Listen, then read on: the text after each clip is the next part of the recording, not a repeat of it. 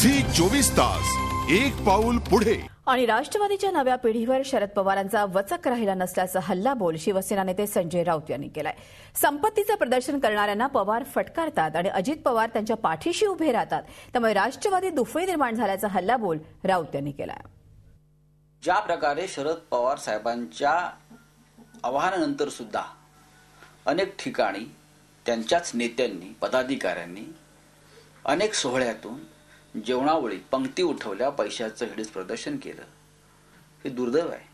जर तुम्ही शरद पवारांचं तुमच्या पक्षप्रमुखांचं ऐकणार नसाल तर तुम्ही मग आदेश कोणाचे मानताय आणि कोणाच्या आवाहनाला प्रतिसाद देताय?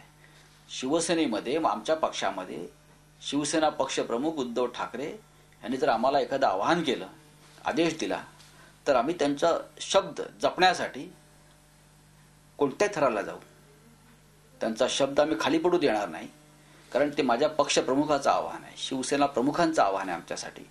पण आज राष्ट्रवादी पक्षामध्ये शरद पवार यांनी आव्हान करून सुद्धा एका बाजूला त्यांच्या संपत्तीचं प्रदर्शन करणारा मंत्र्यांचं दुसरे पवार बचाव करतायत आणि शरद पवार त्यांना झोडपतायत।